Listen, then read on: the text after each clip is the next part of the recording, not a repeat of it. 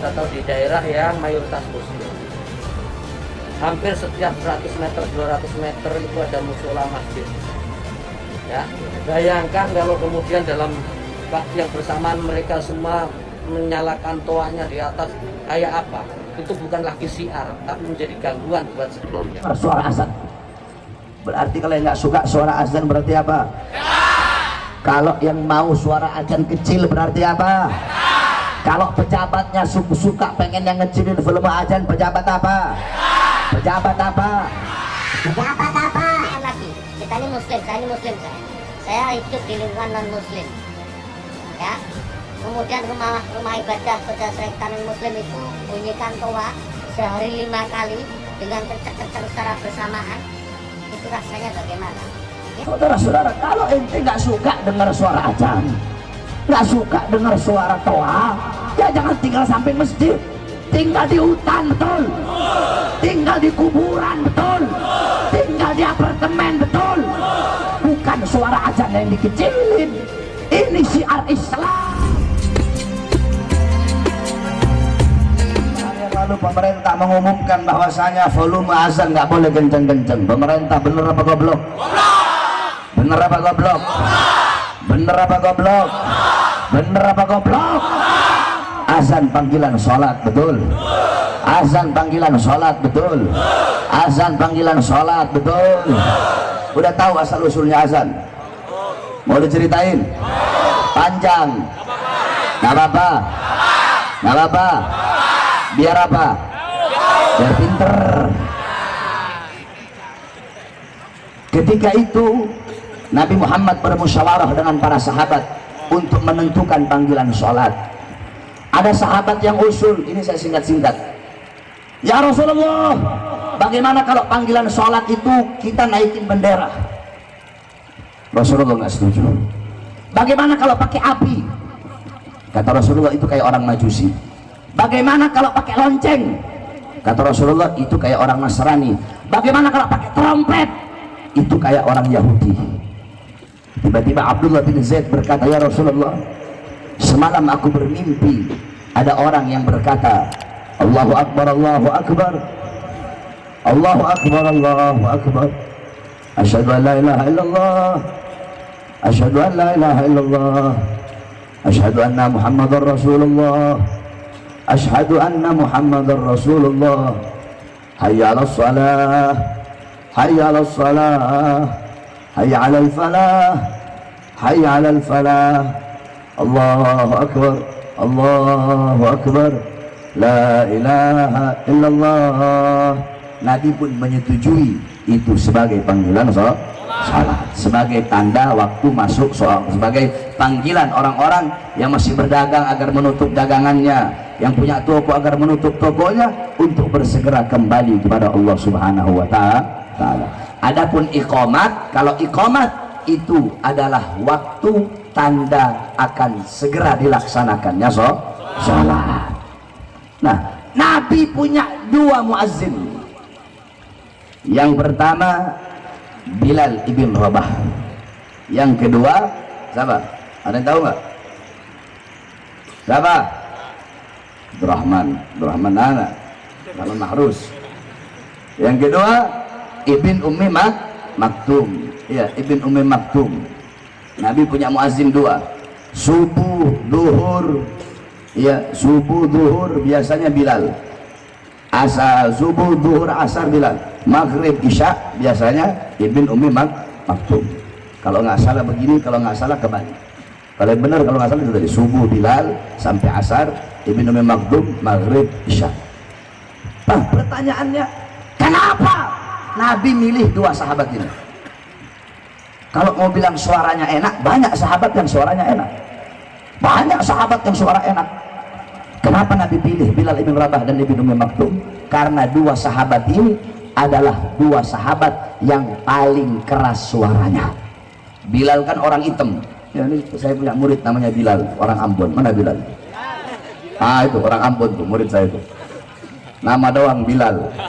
Cuma nggak pinter kayak segala Bilal tuh. Saya ganti namanya kemarin jadi Bilal, karena hitam makanya saya ganti Bilal. Orang hitung suaranya kencang-kencang. Nabi pilih Bilal. Kalau mau bilang enak, banyak sahabat suaranya enak. Jadi maksudnya apa? Agar suaranya kencang, agar terdengar oleh orang, agar terdengar di setiap pelosok-pelosok, agar terdengar di telinga-telinga orang yang tidak mau mendengarkan azan. Dari sekian banyak rumah, Nabi pilih rumah yang paling tinggi.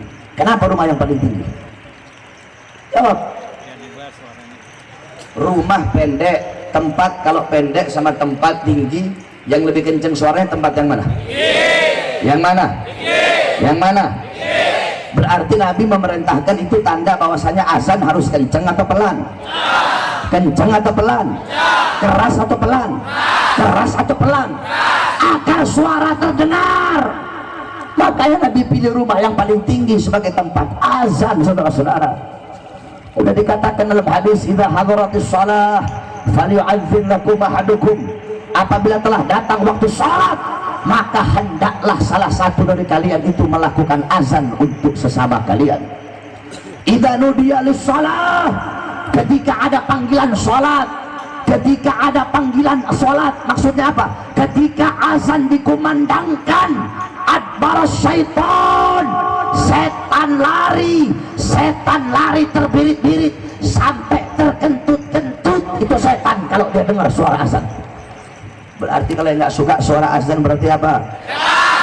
Kalau yang mau suara azan kecil berarti apa? Kalau pejabatnya suka pengen yang ngecilin volume azan, pejabat apa? Pejabat apa? Pejabat apa? Pejabat apa? Kalau ada ustadz, kiai, habib suka volume azan kecil biar gak kedengeran suaranya, berarti mereka itu siapa? Mereka itu siapa? Mereka itu siapa? Saudara-saudara, kalau ente nggak suka dengar suara azan, nggak suka dengar suara toa, ya jangan tinggal samping masjid. Tinggal di hutan, betul? Tinggal di kuburan, betul? Tinggal di apartemen, betul? Bukan suara azan yang dikecilin. Ini syiar Islam. Oleh karenanya hati-hati, saudara-saudara. Sekarang volume azan dikecilin. Kemarin si Yusuf Kalla udah ngomong itu, dah yang satu itu, bahwasanya suara azan itu harus dikecilin karena mengganggu. Saya tanya, kalau azan mengganggu, apa dangdut ganggu tidak? Dangdut mengganggu apa tidak?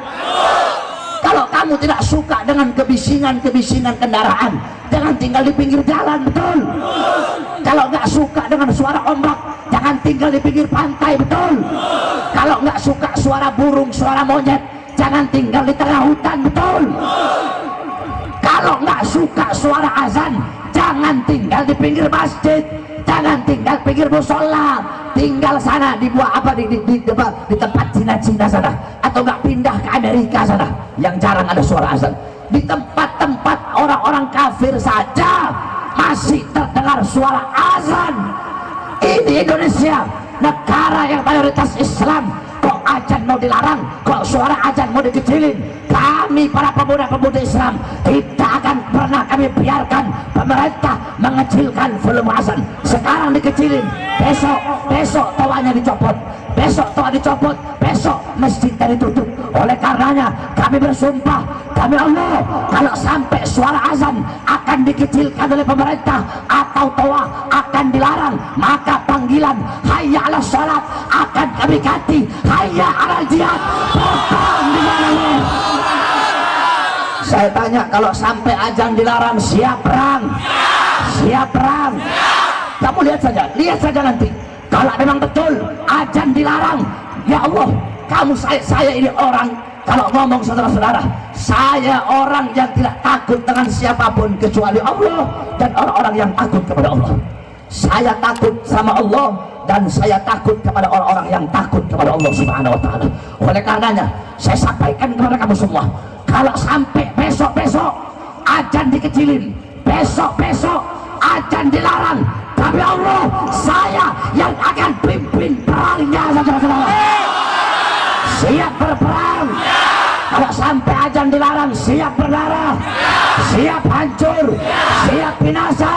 Allahu Akbar, Allahu Akbar, Allahu Akbar, Di sini masjid ada berapa? Yang dekat, paling dekat dari sini. Ada berapa? Ada 2. Mana? Belakang ada musola. Speakernya ada berapa? Ada berapa? 4. Besok tambah 4. Bikin 8 speakernya. Saya yang suruh. Pasang.